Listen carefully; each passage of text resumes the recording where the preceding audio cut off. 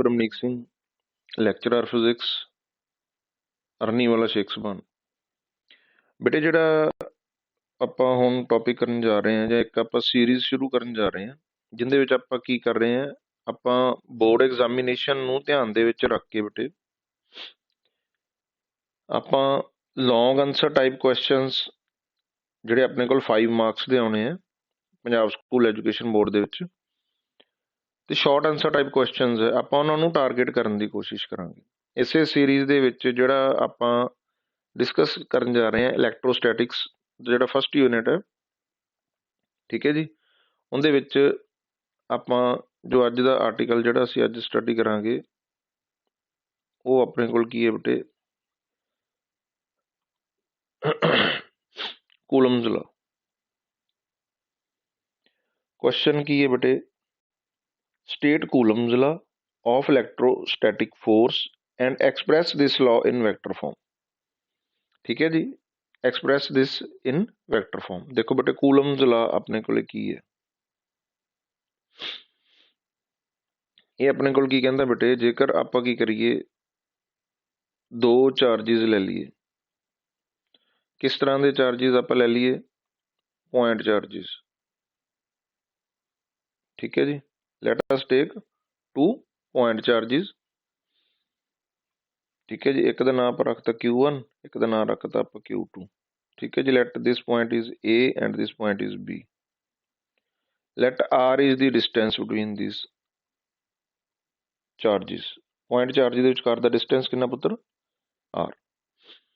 ਤਾਂ ਇਹ ਇੱਕ ਦੂਸਰੇ ਦੇ ਉੱਪਰ ਕੀ ਕਰਨਗੇ ਬੇਟੇ, ਫੋਰਸ ਐਗਜ਼ਰਟ ਕਰਨਗੇ, ਇੱਕ ਦੂਸਰੇ ਦੇ ਉੱਪਰ ਕੀ ਕਰਨਗੇ, ਫੋਰਸ ਐਗਜ਼ਰਟ ਕਰਨਗੇ, ਠੀਕ ਹੈ ਜੀ। ਉਹ ਫੋਰਸ ਦਾ ਮੈਗਨੀਟਿਊਡ ਤੇ ਡਾਇਰੈਕਸ਼ਨ, ਕਹਿਣ ਦਾ ਮਤਲਬ ਨੇਚਰ ਆਫ ਦੀ ਫੋਰਸ ਆਪਣੇ ਕੋਲ ਕੌਣ ਦੱਸਦਾ ਹੈਗਾ, ਕੂਲਮਜ਼ ਲਾ, ਠੀਕ ਹੈ ਜੀ। Nature of the force between 2 point charges, ਤੇ ਚਾਰਜਿਸ ਕਿਸ ਤਰ੍ਹਾਂ ਨਾਲ ਪਏ ਹੋਣੇ ਚਾਹੀਦੇ, ਐਟ ਰੈਸਟ, ਬਿਕੋਜ਼ ਆਪਾਂ ਕੀ ਸਟੱਡੀ ਕਰ ਰਹੇ ਹਾਂ ਬੇਟੇ, ਇਲੈਕਟ੍ਰੋਸਟੈਟਿਕਸ। ਉਸ ਫੋਰਸ ਦਾ ਮੈਗਨੀਟਿਊਡ ਕੀ ਹੋਊਗਾ ਬੇਟੇ, directly proportional to the product of the magnitude of the charges. ਕਹਿੰਦਾ ਮਤਲਬ ਜਿਹੜੀ ਇਹਨਾਂ ਦੋਵਾਂ ਦੇ ਵਿਚਕਾਰ ਫੋਰਸ ਹੋਊਗੀ ਉਹ directly proportional to the Q1 and Q2 magnitude. Plus minus the sign ਨਹੀਂ ਲੈਣਾ ਵੀ ਕੋਈ ਚਾਰਜ ਪਲੱਸ ਹੈ ਜਾਂ ਮਾਈਨਸ, ਵੈਸੇ ਇੱਥੇ ਆਪਾਂ ਦੋਵੇਂ ਪੋਜ਼ਿਟਿਵ ਚਾਰਜ ਲੈ ਕੇ ਚੱਲੇ, ਠੀਕ ਹੈ ਜੀ। ਇਸ ਚੀਜ਼ ਨੂੰ ਆਪਾਂ ਇਸ ਤਰ੍ਹਾਂ ਨਾਲ ਵੀ ਰਿਪਰੈਜ਼ੈਂਟ ਕਰ ਸਕਦੇ ਹਾਂ, Q1 ਤੇ Q2 ਦਾ ਮੈਗਨੀਟਿਊਡ, ਠੀਕ ਹੈ ਜੀ। ਸੈਕਿੰਡ ਆਪਣੇ ਕੋਲੇ ਕੀ ਹੈ, ਫੋਰਸ ਕਿਸ ਤਰ੍ਹਾਂ ਦੀ ਹੋਊਗੀ, inversely proportional to the square of the distance between them. ਜਦੋਂ ਅਸੀਂ ਇਹਨਾਂ ਦੋਵਾਂ ਇਕੁਏਸ਼ਨਸ ਨੂੰ ਕੰਬਾਈਨ ਕਰ ਦਿਆਂਗੇ ਤਾਂ we will get this equation. F is directly proportional to the Q1 Q2 ਆਪਣੇ ਕੋਲ ਕੀ ਹੈ, ਇਹ ਮੈਗਨੀਟਿਊਡ ਹੈ, product of the magnitude of the charges and inversely proportional to the square of the distance between them. Vector form 'ਚ ਲਿਖੀਏ ਦੇ ਨਾਲ ਆਰ ਕੈਪ ਆਪਣੇ ਕੋਲ ਕੀ ਹੈ ਬੇਟੇ, ਇਹ ਯੂਨਿਟ ਵੈਕਟਰ ਹੈ, ਇਹ ਆਪਣੇ ਕੋਲ ਕੀ ਹੈ ਪੁੱਤਰ, ਯੂਨਿਟ ਵੈਕਟਰ। ਯੂਨਿਟ ਵੈਕਟਰ ਦਾ ਮੈਗਨੀਟਿਊਡ ਆਪਣੇ ਕੋਲ ਕਿੰਨਾ ਹੁੰਦਾ, 1, ਸਿਰਫ ਡਾਇਰੈਕਸ਼ਨ ਹੁੰਦੀ ਹੈ। ਦੈਟ ਇਜ਼ ਵਾਈ ਆਪਾਂ ਜਿੱਥੇ ਡਾਇਰੈਕਸ਼ਨ ਨੂੰ ਰਿਪਰੈਜ਼ੈਂਟ ਕਰਨਾ ਹੁੰਦਾ ਤਾਂ ਅਸੀਂ ਯੂਨਿਟ ਵੈਕਟਰ ਦੀ ਵਰਤੋਂ ਕਰਦੇ ਹਾਂ, ਠੀਕ ਹੈ ਜੀ। ਇਹ ਆਪਾਂ ਵੈਕਟਰ ਫਾਰਮ ਦੇ ਵਿੱਚ ਲਿਖਿਆ। ਇਨ ਜਨਰਲ ਜੇ ਮੈਗਨੀਟਿਊਡ ਦੀ ਫਾਰਮ 'ਚ, ਸਕੇਲਰ ਫਾਰਮ 'ਚ ਆਪਾਂ ਲਿਖਦੇ ਹਾਂ ਤਾਂ ਆਪਾਂ ਸਿੱਧਾ ਇਹਨਾਂ ਦੋਵਾਂ ਨੂੰ ਕੰਬਾਈਨ ਕਰਦੇ ਹਾਂ, F directly proportional to Q1 Q2 divide by R square, ਠੀਕ ਹੈ ਜੀ। ਜਦੋਂ ਡਾਇਰੈਕਟਲੀ ਪ੍ਰਪੋਰਸ਼ਨਲ ਦਾ ਸਾਈਨ ਆਪਾਂ ਹਟਾਵਾਂਗੇ ਤਾਂ we will get the constant of proportionality. K ਆਪਣੇ ਕੋਲ ਕੀ ਹੈ ਬੇਟੇ, K is the constant of proportionality, K is the constant of proportionality, ਠੀਕ ਹੈ। ਜਿਹੜਾ K ਹੈ ਬੇਟੇ, ਇਹ ਕਿਸ ਚੀਜ਼ ਤੇ ਡਿਪੈਂਡ ਕਰਦਾ, ਇਹ ਦੋ ਟਰਮ ਦੇ ਉੱਪਰ ਡਿਪੈਂਡ ਕਰਦਾ। ਪਹਿਲੀ ਆਪਣੇ ਕੋਲ ਕੀ ਹੈ, ਸਿਸਟਮ ਆਫ ਯੂਨਿਟ ਟੇਕਨ, ਕਹਿਣ ਦਾ ਮਤਲਬ ਤੁਸੀਂ SI ਸਿਸਟਮ ਦੇ ਵਿੱਚ ਵਰਕ ਕਰ ਰਹੇ ਹੋ ਜਾਂ CGS ਸਿਸਟਮ ਦੇ ਵਿੱਚ ਵਰਕ ਕਰ ਰਹੇ ਹੋ, ਇਸ ਚੀਜ਼ ਤੇ ਡਿਪੈਂਡ ਕਰਦਾ। For CGS system K is 1, ਠੀਕ ਹੈ ਜੀ। and k is equal to 1 by 4 pi epsilon naught for SI system। ठीक है जी। ਜਿਹੜਾ k ਹੈ, ਜਿਹੜਾ ਅਸੀਂ ਵਰਕ ਕਰਨਾ ਹੈ, ਅਸੀਂ SI ਸਿਸਟਮ ਦੇ ਵਿੱਚ ਵਰਕ ਕਰਦੇ ਹਾਂ, ਇਹਦੀ ਵੈਲਿਊ ਆਪਣੇ ਕੋਲ ਆਊਗੀ 9 × 10⁹। ਇਹਦੇ ਯੂਨਿਟ ਮੈਂ ਤੁਹਾਨੂੰ ਦੱਸਦਾ ਕਿਵੇਂ ਕੈਲਕੂਲੇਟ ਕਰਨੇ ਆ। ਫॉर ਦੀ ਟਾਈਮ ਬਿੰਗ ਇਸ ਚੀਜ਼ ਤੇ ਕੰਸਨਟਰੇਟ ਕਰੋ ਬੇਟੇ। ਇਹ ਚੀਜ਼ ਕੀ ਆਈ ਹੈ, ਇਹਨੂੰ ਆਪਾਂ ਕਹਿੰਦੇ ਆ ਐਪਸਾਈਲਨ ਨੋਟ। ਜੇਕਰ ਦੇਖੋ ਦੋ ਟਰਮ ਦੇ ਉੱਪਰ ਡਿਪੈਂਡ ਕਰਦਾ ਸੀ ਨਾ ਬੇਟੇ, ਇੱਕ ਤਾਂ ਆਪਣੇ ਕੋਲ ਹੋ ਗਿਆ system of unit, second term ਜਿਹੜੀ ਉੱਪਰ ਡਿਪੈਂਡ ਕਰਦਾ ਕਿ ਉਹ ਆਪਣੇ ਕੋਲ ਕੀ ਹੈ, ਮੀਡੀਅਮ ਬਿਟਵੀਨ ਟੂ ਚਾਰਜਿਸ। ਜਿਹੜੇ 2 ਪੁਆਇੰਟ ਚਾਰਜ ਅਸੀਂ ਲੈ ਕੇ ਚੱਲੇ ਉਹਨਾਂ ਦੇ ਵਿਚਕਾਰ ਦਾ ਮੀਡੀਅਮ ਕੀ ਹੈ। ਉਹੀ ਗੱਲ ਆਪਾਂ ਇੱਥੇ ਕਰ ਰਹੇ ਸੀ ਵੀ ਜੇਕਰ ਆਪਣੇ ਕੋਲੇ ਕੀ ਹੈ ਐਪਸਾਈਲਨ ਨੋਟ ਜੇ ਅਸੀਂ ਯੂਜ਼ ਕੀਤਾ, ਇਟ ਮੀਨ ਦੋਵਾਂ ਦੇ ਵਿਚਕਾਰ ਮੀਡੀਅਮ ਆਪਣੇ ਕੋਲ ਕੀ ਹੈ, ਫ੍ਰੀ ਸਪੇਸ ਹੈ, ਜਾਂ ਕਹਿ ਲਓ ਏਅਰ ਹੈ, ਜਾਂ ਕਹਿ ਲਓ ਵੈਕਿਊਮ ਹੈ। ਕਲੀਅਰ ਹੋਇਆ ਕਿ ਨਹੀਂ ਹੋਇਆ? ਬਟ ਜੇਕਰ ਆਪਣੇ ਕੋਲ ਕੀ ਹੈ ਮੀਡੀਅਮ ਅਦਰ ਦੈਨ ਵੈਕਿਊਮ ਹੈ, ਕੋਈ ਵੀ ਮੀਡੀਅਮ ਆਪਣੇ ਕੋਲ ਹੈਗਾ, ਤਾਂ ਆਪਾਂ ਇੱਥੇ ਕੀ ਯੂਜ਼ ਕਰਾਂਗੇ, ਐਪਸਾਈਲਨ ਯੂਜ਼ ਕਰ ਲਾਂਗੇ। ਠੀਕ ਹੈ ਜੀ। ਇਹ ਵੈਲਿਊ ਹੈ ਜਿਹੜੀ ਉਸ ਮੀਡੀਅਮ ਦੁਆਰਾ ਦਿੱਤੀ ਜਾਊਗੀ, ਤੇ ਇਹਨੂੰ ਆਪਾਂ ਐਪਸਾਈਲਨ ਨੋਟ ਨੂੰ ਆਪਾਂ ਕੀ ਕਹਿੰਦੇ ਆ, ਪਰਮਿਟਿਵਿਟੀ।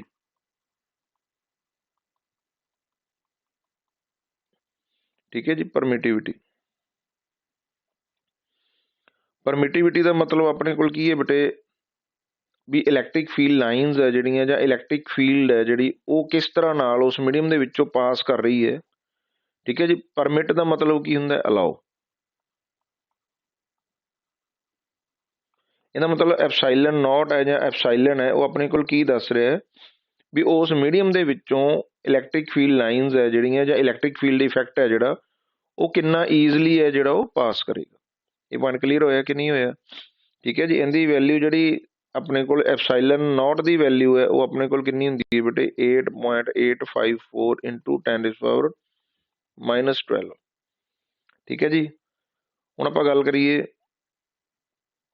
ਵੀ ਇਹਦੇ ਯੂਨਿਟ ਕਿਸ ਤਰ੍ਹਾਂ ਨਾਲ ਕੈਲਕੂਲੇਟ ਕਰਨੇ ਆ, ਤਾਂ ਆਪਾਂ ਹੁਣੇ ਕੈਲਕੂਲੇਟ ਕੀਤਾ ਫਾਰਮੂਲਾ। ਐਫ ਆਪਣੇ ਕੋਲ ਕਿਹਦੇ ਬਰਾਬਰ ਹੈ ਬੇਟੇ,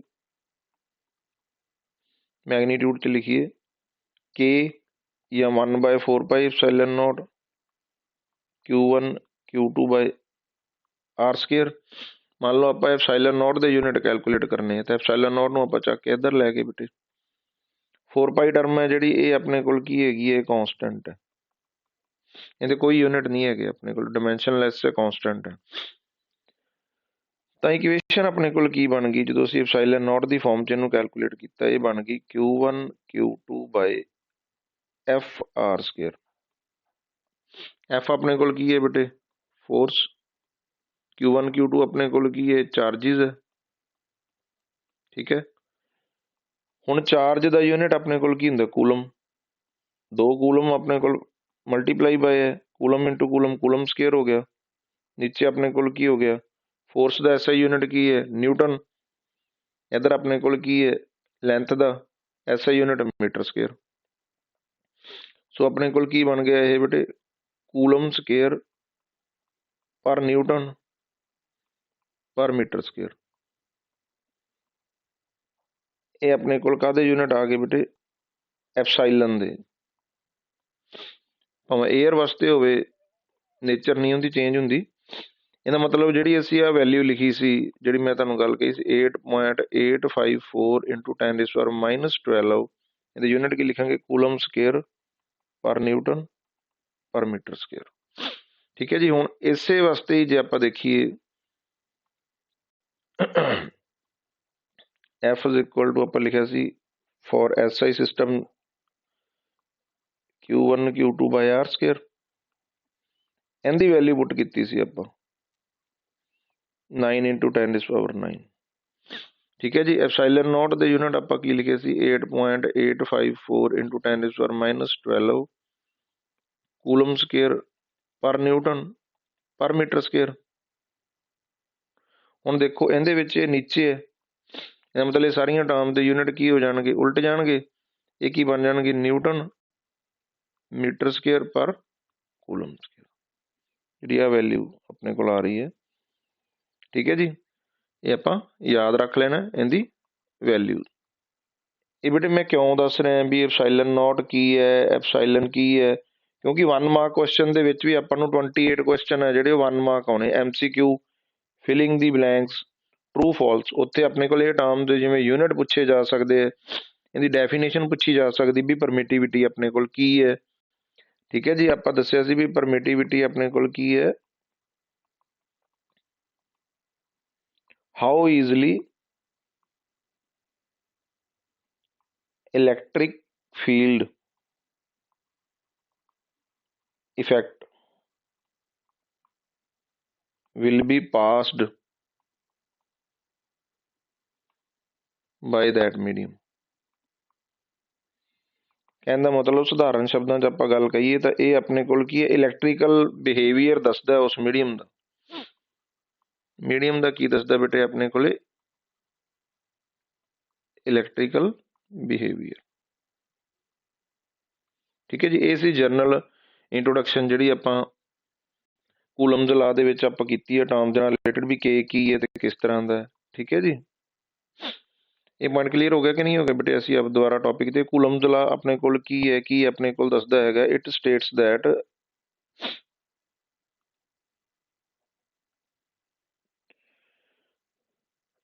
ਆਪਣੇ ਕੋਲ ਦੱਸਦਾ ਹੈ ਵੀ ਆਪਣੇ ਕੋਲ ਕੀ ਹੈ, ਜੇਕਰ ਅਸੀਂ ਕੀ ਕਰੀਏ, if it states that 2 point charges attract or repel each other with a force which is directly proportional to the product of the magnitude of the charges and inversely proportional to the square of the distance between them। ਇਹਨੂੰ ਆਪਾਂ ਇਸ ਤਰ੍ਹਾਂ ਨਾਲ ਆ ਜਿਹੜਾ ਆਪਾਂ solve ਕੀਤਾ ਸੀ ਆ ਵੈਲਿਊਜ਼ ਨੂੰ ਲਿਖ ਕੇ। ਇਹ ਪੁਆਇੰਟ ਕਲੀਅਰ ਹੋਇਆ ਕਿ ਨਹੀਂ ਹੋਇਆ ਬੇਟੇ। ਠੀਕ ਹੈ ਜੀ, ਉਸ ਤੋਂ ਬਾਅਦ ਆਪਾਂ ਵੈਲਿਊ ਨੂੰ ਜਿਹੜਾ ਉਹ ਦੱਸਿਆ ਸੀਗਾ। ਨੈਕਸਟ ਜੇ ਅਸੀਂ ਕੇ ਦੀ ਵੈਲਿਊ ਬਾਰੇ ਆਪਾਂ ਡਿਸਕਸ ਕਰ ਲਿਆ। ਠੀਕ ਹੈ ਜੀ, ਕੇ ਦੀ ਵੈਲਿਊ ਬਾਰੇ ਜਦੋਂ ਆਪਾਂ ਡਿਸਕਸ ਕਰ ਲਿਆ ਤਾਂ ਆਪਣੇ ਕੋਲ ਕੀ ਹੈ, ਆਹ ਫਾਰਮੂਲਾ ਆ ਗਿਆ ਆਪਣੇ ਕੋਲ ਇਨ ਵੈਕਟਰ ਫਾਰਮ। ਠੀਕ ਹੈ ਜੀ, ਹੁਣ ਆਪਣੇ ਕੋਲ ਕੀ ਹੈ, ਇਸੇ ਚੀਜ਼ ਨੂੰ ਅਸੀਂ ਪ੍ਰੋਪਰ ਵੈਕਟਰ ਫਾਰਮ ਦੇ ਵਿੱਚ ਜੇਕਰ ਰਿਪਰਜੈਂਟ ਕਰਨਾ ਹੋਵੇ ਤਾਂ ਕਿਸ ਤਰ੍ਹਾਂ ਨਾਲ ਆ ਜਿਹੜਾ ਅਸੀਂ ਉਹਨੂੰ ਰਿਪਰਜੈਂਟ ਕਰਾਂਗੇ। ਦੇਖੋ ਇੱਥੇ ਆਪਣੇ ਕੋਲ ਕੁਐਸਚਨ ਇਹ ਵੀ ਬਣ ਸਕਦਾ ਹੈ ਵੀ express ਕੂਲਮਜ਼ law in vector farm, ਜਾਂ ਆਪਣੇ ਕੋਲ ਕੀ ਕਹਿ ਸਕਦਾ ਹੈ, show that Coulomb's law in vector form follows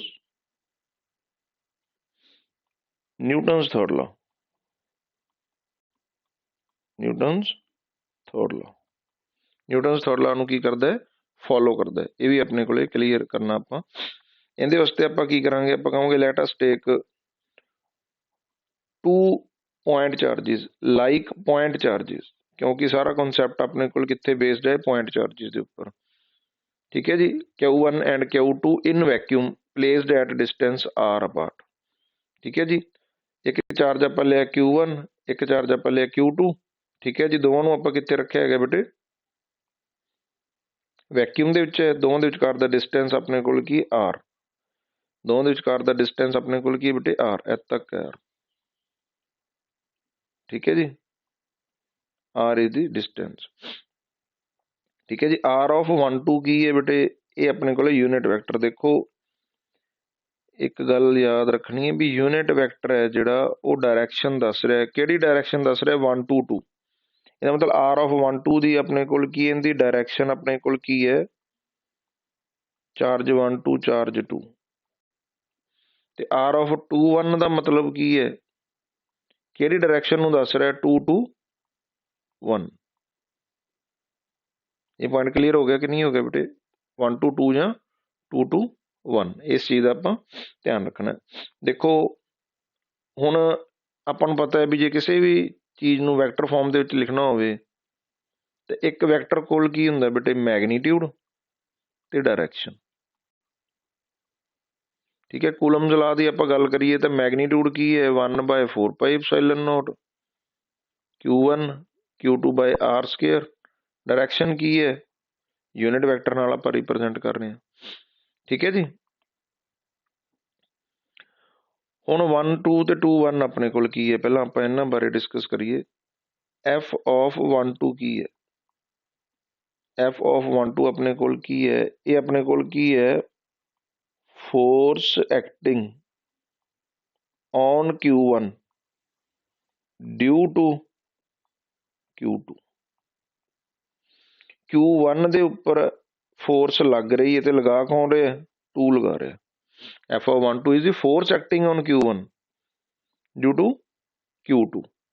ਇਹਦਾ मतलब मूव कौन करेगा इस केस च, फोर्स किहदे उपर लग रही है, आप याद रखना इत्थे Q1 मूव करेगा, क्योंकि फोर्स किहदे उपर लग रही है, Q1 दे उपर। सिमिलरली एफ ऑफ 2 1 अपने कोल की है बेटे, ये अपने कोल फोर्स नूं रिप्रजेंट करता है। ठीक है जी, किहदे उपर एक्ट कर रही है, एक्टिंग ऑन Q2। ठीक है जी, अप्लाई कौन कर रहा है, ड्यू टू Q1। ਇਹਦਾ मतलब ਇੱਥੇ कौन मूव करेगा, ਇੱਥੇ Q2 मूव करेगा, क्योंकि फोर्स किहदे उपर लग रही है, अपने कोले Q2 ਦੇ उपर लग रही है। ठीक है जी, देखो हुण दोवें चार्जिस अपने कोल की है, पॉजिटिव लए, यूनिट पॉजिटिव चार्ज लए। एफ ऑफ 1 2 की गल करिए तो पहले Q1 ਦੇ उपर फोर्स लग रही है तो Q1 मूव करेगा, पर मूव कौन कराएगा ਉਹਨੂੰ, Q2। ਇਹ ਵੀ ਪੋਜ਼ਿਟਿਵ ਇਹ ਵੀ ਪੋਜ਼ਿਟਿਵ, ਤਾਂ ਦੋਵਾਂ ਦੇ ਵਿਚਕਾਰ ਕੀ ਹੋਏਗੀ ਬੇਟੇ, ਰਿਪਲਸ਼ਨ, ਜਿਹਦੇ ਕਰਕੇ Q1 ਆਪਣੇ ਕੋਲ मूव करेगा इस साइड ਤੇ। ठीक है जी, सो एफ ऑफ 1 2 की डायरैक्शन अपने को आ गई। सिमिलरली Q2 के उपर किहड़ी फोर्स लगेगी बेटे, Q1 अप्लाई करेगा। F of 2 1 is the force acting on the second Q2 due to first. Move किहड़ा करेगा, सैकेंड। दोवें पॉजिटिव है तो रिपल्शन होएगी, इन दी डायरैक्शन होगी। तो असी जेकर फिगर तो ध्यान नाल इस चीज़ नूं नोट करिए भी जिहड़ी आ डायरैक्शन है Q1 टू Q2 की डायरैक्शन है, इस साइड ते फोर्स किहड़ी लग रही है, एफ ऑफ 2 1 लग रही है। ध्यान नाल इस चीज़ नूं नोट करो बेटे, जिहड़ा आर ऑफ 1 2 सी ना, जिहड़ा अपने कोल यूनिट वैक्टर सीगा R of 1 2, R of 1 2 unit vector, ये तो सिंपली डायरैक्शन दसदा 1 2 2। हुण आ डायरैक्शन की है 1 2 2, यूनिट वैक्टर 1 2 2, बट इस डायरैक्शन च फोर्स किहड़ी एक्ट कर रही है, आ देखो इहदी डायरैक्शन की है सेम। ਇਹਦਾ मतलब एफ ऑफ 2 1 किनू रिप्रजेंट कर रही है, एफ ऑफ 2 1 की जे असीं वैल्यू कढी, एक देखो एक वैक्टर कोले दुबारा फिर देखो की हुंदा, एक मैगनीट्यूड हुंदा ते नाल एक हुंदी है डायरैक्शन। मैगनीट्यूड असीं लिख लिया 1/4 pi epsilon naught Q1 Q2 by R square.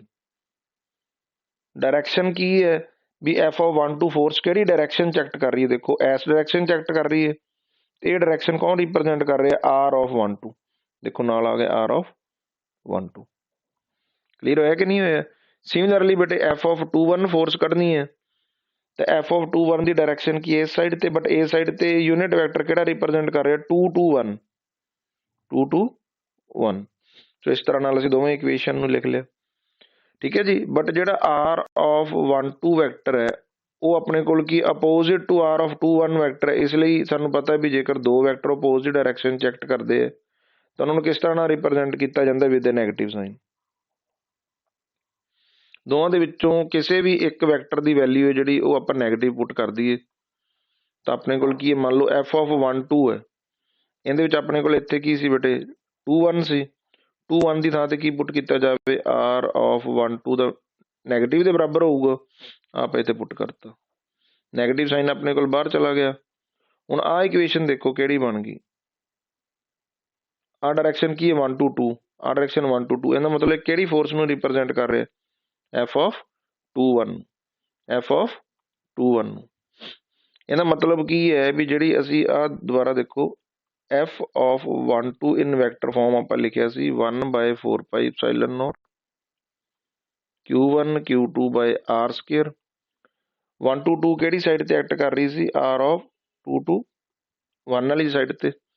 ठीक है जी, इस तरह ਨਾਲ ਆਪਾਂ ਆ ਬਣਾਇਆ ਸੀਗਾ, दो चार्ज ਜਿਹੜੇ ਅਸੀਂ ਲਏ ਸੀ लास्ट ਜਿਹੜੀ डायग्राम में, आ Q1 है आ Q2। ਆ ਡਾਇਰੈਕਸ਼ਨ ਕਿਹੜੀ ਹੈ ਬੇਟੇ, ਆਰ ਆਫ 1 2, ਆ ਡਾਇਰੈਕਸ਼ਨ ਕਿਹੜੀ ਹੈ ਬੇਟੇ, ਆਰ ਆਫ 2 1।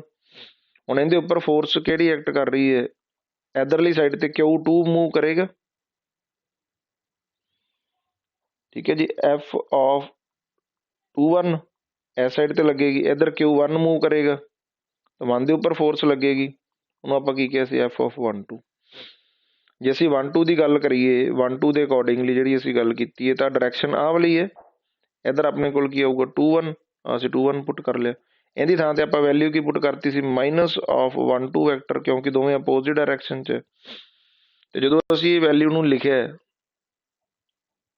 ਇਹਦੀ ਵੈਲਿਊ ਨੂੰ, ਤਾਂ ਆਹ ਚੀਜ਼ ਬਣ ਗਈ ਆਪਣੇ ਕੋਲ 1/4 ਪਾਈ ਐਪਸਾਈਲਨ ਨੋਟ, ਨੈਗੇਟਿਵ ਅੱਗੇ ਆ ਗਿਆ, Q1 Q2 bye R of 1 2 ਲਿਖਣਾ ਤਾਂ ਲਿਖ ਲਓ, ਮੈਗਨੀਟਿਊਡ ਹੈ, ਜਾਂ 2 1 ਕੋਈ ਫਰਕ ਨਹੀਂ ਪਵੇਗਾ। ਇਹਦੀ ਥਾਂ ਤੇ ਆਪਾਂ ਕੀ ਲਿਖ ਲਿਆ, ਆਰ ਆਫ 1 2 ਵੈਕਟਰ। ਹੁਣ ਆਹ ਟਰਮ ਆਪਣੇ ਕੋਲ ਕੀ ਆ ਗਈ ਬੇਟੇ, ਆਰ ਆਫ 1 2 ਡਾਇਰੈਕਸ਼ਨ ਦੇ ਵਿੱਚ ਕਿਹੜੀ ਫੋਰਸ ਲੱਗ ਰਹੀ ਹੈ, 1 2 2, ਐਫ ਆਫ 2 1 ਲੱਗ ਰਹੀ ਹੈ ਨਾ। ਆ ਡਾਇਰੈਕਸ਼ਨ ਤੋਂ ਕਲੀਅਰ ਹੋ ਜਾਏਗਾ ਨਾ। ਇਹਦਾ ਮਤਲਬ ਇਹ ਫੋਰਸ ਆਪਣੇ ਕੋਲ ਕਿਹੜੀ ਆ ਗਈ, ਮਾਈਨਸ ਐਫ ਆਫ 2 1 ਵੈਕਟਰ, ਕਿੰਨੇ ਬਰਾਬਰ ਆ ਗਈ, ਐਫ ਆਫ 1 2 ਵੈਕਟਰ। ਇਹਦਾ ਮਤਲਬ ਇਸ ਚੀਜ਼ ਨੂੰ ਆਪਾਂ ਇਸ ਤਰ੍ਹਾਂ ਨਾਲ ਲਿਖ ਸਕਦੇ ਹਾਂ। ਬਟ ਇਹ ਆਪਣੇ ਕੋਲ ਕੀ ਇਕੁਏਸ਼ਨ ਨੂੰ ਰਿਪਰੈਜ਼ੈਂਟ ਕਰ ਰਿਹਾ ਬੇਟੇ, ਨਿਊਟਨਸ ਥਰਡ ਲਾ। ਇਹਦਾ ਮਤਲਬ two forces are acting in equal magnitude but in opposite direction, ठीक है जी। every action has equal and opposite direction, so it is Newton's third law of motion। ਸੋ ਆਪਾਂ ਕਹਿਤਾ ਵੀ ਜਿਹੜਾ ਕੂਲਮਜ਼ ਲਾਈਨ ਵੈਕਟਰ ਫਾਰਮ ਹੈ ਆਪਣੇ ਕੋਲ ਕੀ ਰਿਪਰੈਜ਼ੈਂਟ ਕਰਦਾ ਹੈ, ਉਹ ਰਿਪਰੈਜ਼ੈਂਟ ਕਰਦਾ ਆਪਣੇ ਕੋਲੇ ਜਾਂ ਫੋਲੋ ਕਰਦਾ ਹੈਗਾ Newton's third law of motion. ਠੀਕ ਹੈ ਜੀ, ਇਹ ਪੁਆਇੰਟ ਕਲੀਅਰ ਹੋਇਆ ਕਿ ਨਹੀਂ ਹੋਇਆ ਬੇਟੇ। ਠੀਕ ਹੈ, ਅੱਜ ਆਪਾਂ ਇੰਨਾ ਹੀ ਕਰਾਂਗੇ। ਨੈਕਸਟ ਟਾਈਮ ਆਪਾਂ ਉਹ ਨੈਕਸਟ ਜਿਹੜਾ ਆਰਟੀਕਲ ਹੈ ਉਹ ਆਪਾਂ ਡਿਸਕਸ ਕਰਾਂਗੇ।